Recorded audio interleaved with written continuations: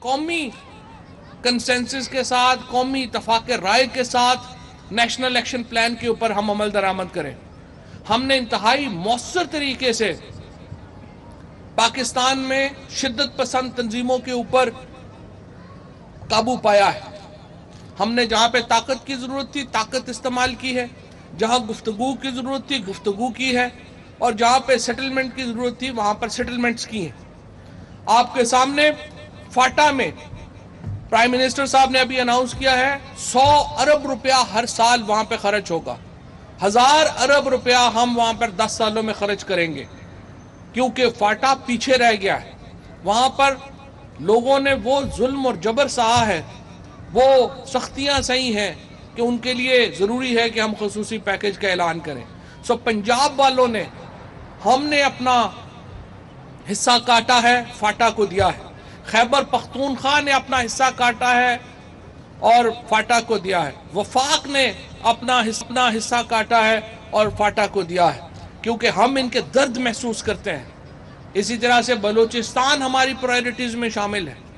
اس طرح سے ہم نے جس طریقے سے پاکستان کو آگے لے جانے کا پرائم منسٹر عمران خان کے عزم کے تحت، پرائم منسٹر عمران خان کے ویژن کے تحت جس طرح سے ہم اس کو آگے لے جانا چاہتے ہیں، اس میں صرف یہ کہہ دینا کافی نہیں ہے کہ ہم جس طرح سے ہم دیکھتے تھے کہ پیپلز پارٹی اور بلاول بھٹو صاحب بہت فاٹا کے لیے اسمبلی میں بات کرتے تھے، جب پیسے دینے کی باری آئی اور جب یہ آیا کہ کون اپنا سبسٹینٹیو کردار ادا کرے گا، مؤثر کردار ادا کرے گا، تو بدقسمتی سے سب سے جو کہیے کہ ایک سوتیلے پن کا جو سلوک رکھا وہ پیپلز پارٹی نے رکھا فاٹا کے علاقے سے، اور اپنا حصہ دینے سے انکار کر دیا جس پہ وہ پہلے کمٹمنٹ کر چکے تھے۔ اس طرح کے رویے ایلینیٹ کرتے ہیں، اس طرح کے رویوں سے آپ، اسی لیے تو پیپلز پارٹی جو کبھی ذوالفقار علی بھٹو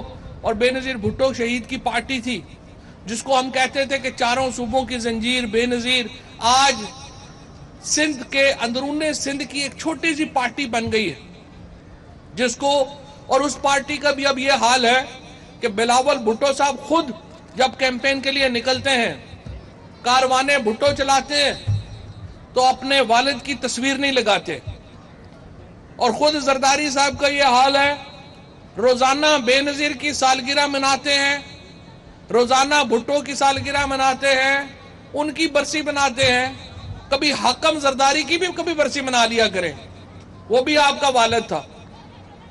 دوسری تکلیف فضل الرحمان صاحب کو ہوئی ہے، 1988 کے بعد پہلی بار پاکستان کی اور اسمبلی کی ان سے جان چھوٹی ہے، لیکن ان کے پیٹ میں مروڑ اٹھ رہے ہیں، برداشت نہیں ہو رہا کہ میں کیسے باہر ہو گیا ہوں۔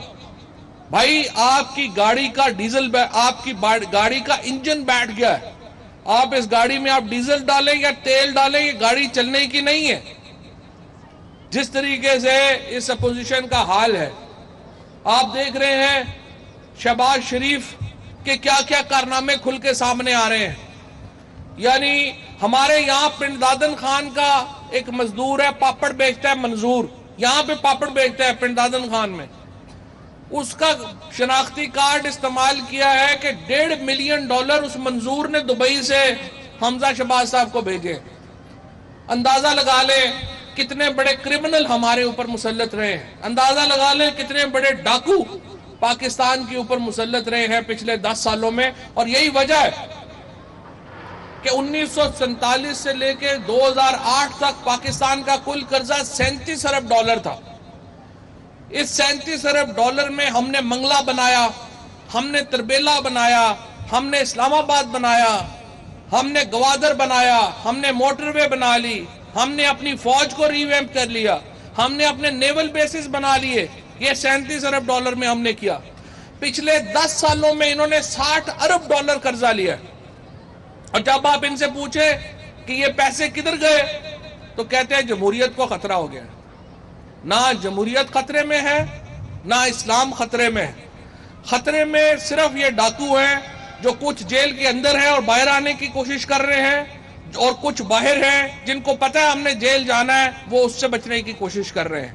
لیکن انشاءاللہ ہم نے पाकिस्तान को एक बहुत ताकतवर मुल्क बनाना है, हमने पाकिस्तान को एक रोशन मुस्तकबिल देना है, और पाकिस्तान को रोशन मुस्तकबिल तब दिया जा सकता है जब यहाँ पर हम जो मुल्ज़िम हैं पाकिस्तान के वो उनको मंतकी इंजाम तक पहुँचाएं। इंशाअल्लाह पाकिस्तान का मुस्तकबिल रोशन है। ये जो इक्का दुक्का वारदातें हो रही हैं इस वक्त टेररिज्म की, ये भी अपने आखिरी दमों के ऊपर है। और आपको मालूम है कि जब प्राइम मिनिस्टर साहब ये कहते हैं कि अफगानिस्तान में स्टेबिलिटी चाहिए, अफगानिस्तान में इस्तेहकाम चाहिए, अगर हमने आगे बढ़ना है तो इस तरह के जो वाक़यात होते हैं हमें भी पता है ये पाकिस्तान के अंदर से नहीं, पाकिस्तान के बाहर से इनको जो सिरा जो है वो मिलता है। और इसीलिए हम एक नई फॉरेन पॉलिसी, नई स्ट्रेटजिक पॉलिसी लेके आए हैं, और इंशाल्लाह हम इस पूरी रीजन को इस वक्त लीड करेंगे। पाकिस्तान का इस वक्त प्राइम मिनिस्टर ना सिर्फ पाकिस्तान के अवाम को लीड कर रहा है, वो मुस्लिम उम्मा को लीड कर रहा है। प्राइम मिनिस्टर चाइना जाते हैं, उनको एक आलमी लीडर के तौर के ऊपर जाना जाता है। पाकिस्तान ईरान जाता है, पाकिस्तान के वज़ीर-ए-आज़म ईरान जाते हैं, ईरान पाकिस्तान के वज़ीर-ए-आज़म को आलमी लीडर के तौर के ऊपर वेलकम करता है। सऊदी अरेबिया और यूएई पाकिस्तान के वज़ीर-ए-आज़म को मुस्लिम उम्मा के लीडर के तौर के ऊपर वेलकम करते हैं। ये आज पाकिस्तान की शनाख्त है, ये आज पाकिस्तान यहाँ पे खड़ा है, और इंशाअल्लाह ताला इमरान खान की क़यादत में पाकिस्तान एक रोशन मुस्तकबिल की तरफ बढ़ रहा है। कोयटा जैसे वाक़यात हमारा रास्ता नहीं रोक सकते। इंशाअल्लाह आप और हम मिलकर पाकिस्तान की एक ताकतवर बुनियाद रख चुके हैं, और इंशाअल्लाह हम इसको पाए तकमील तक पहुँचाएंगे। बहुत शुक्रिया, बहुत बहुत। एक बार फिर बात अद्वियात की कीमतों की। वज़ीर-ए-आज़म इमरान खान के दिए गए 72 घंटे पूरे हो गए, लेकिन अद्वियात सस्ती नहीं हुई हैं। शहरी महंगी अद्वियात खरीदने पर मजबूर हैं। शहरी मजबूर है कि अद्वियात महंगी हैं। आपको ये बताते चले, इसी पर बात करेंगे। अपने नुमाइंदा सबा वजीर हमारे साथ मौजूद हैं, उनसे जानते हैं। सबा बताएगा, 72 घंटे गुजरने के बावजूद अद्वियात सस्ती नहीं हुई, क्या वजह सामने आई? जी बिल्कुल, 72 घंटे गुजरने के बावजूद अद्वियात की कीमतों में कोई भी कमी नहीं हो सकी।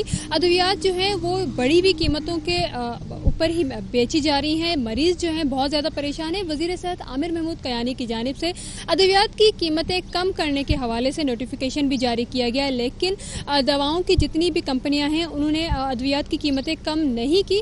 आमिर महमूद कयानी का कहना है कि उन्होंने ऑडिटर जनरल को भी खत लिख दिया है कि वो इस हवाले से जल्द से जल्द रिपोर्ट भी पेश करें, लेकिन इस वक्त मुख्तलिफ मेडिकल स्टोर्स पर जो दवाएं बिक रही हैं वो डबल से ट्रिपल की कीमतों पर दवाएं बिक रही हैं, जिसकी वजह से मरीज बहुत ज़्यादा परेशान है। मरीजों का कहना है कि एक तरफ महंगाई जो है वो बहुत ज़्यादा ऊपर बढ़ चुकी है, उसके बावजूद जो दवाओं की कीमतें हैं वो भी बहुत ज़्यादा बढ़ी हुई हैं।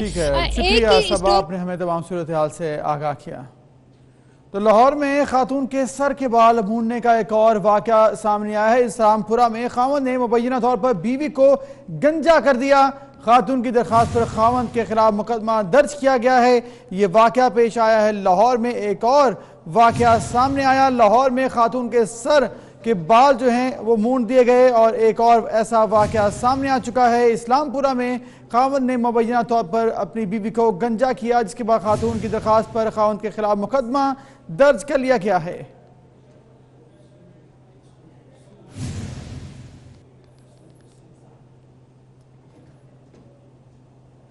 एक और अहम खबर, बोरान के इलाके हरीस देवता के करीब सैलाबी रेले में 170 से ज्यादा हिंदू यात्री फंस गए हैं। सैलाबी रेले में फंसे हिंदू यात्रियों का ताल्लुक नसीराबाद, जाफराबाद, सोहबतपुर से है। आपको आगाह करें तमाम सूरत हाल जिस हवाले से आपको आगाह किया। अब हिंदू बरादरी जो है उनके करीब सैलाबी रेले में 170 से ज्यादा हिंदू यात्री अभी फंसे हुए हैं। बात करते हैं, इस पर मौजूद हैं हमारे साथ कमिश्नर नसीराबाद जावेद अख्तर साहब। जावेद साहब, बहुत शुक्रिया वक्त देने के लिए। बताइएगा क्या सूरत हाल है? 170 से ज्यादा यात्री हैं जो कि फंसे हुए हैं, कोई पता लगा, अपडेट्स हैं कुछ आपके पास? जी थैंक यू वेरी मच। ये जो हमारे पास अल्हम्दुलिल्लाह कंप्लीट इंफॉर्मेशन है। जैतोबाद से कोई अराउंड 150 हिंदू यात्री जो हैं वो आए थे ज़ायरीन। यहाँ पर इनका एक टेम्पल है हमारा, शरान एक तहसील है ज़िला कच्ची में। फार फलंग एरिया में इनका एक छोटा सा मंदिर है, तो ये हर साल ज़ायरीन वहाँ जाते हैं। چونکہ پچھلے دنوں بارشیں ہوئی تھیں اور ہیج بارش وہاں پر اکثر ہو جاتے ہیں، تو جیسے میں پتہ چلا تو ہم نے ٹیمیں وہاں بھیجی ہوئی ہیں اور وزیر اعلیٰ جو ہیں ہمارے جام کمال صاحب نے بھی اس کا نوٹس لیا ہوا ہے اور ذاتی طور پر اس کو سپروائز بھی کر رہے ہیں۔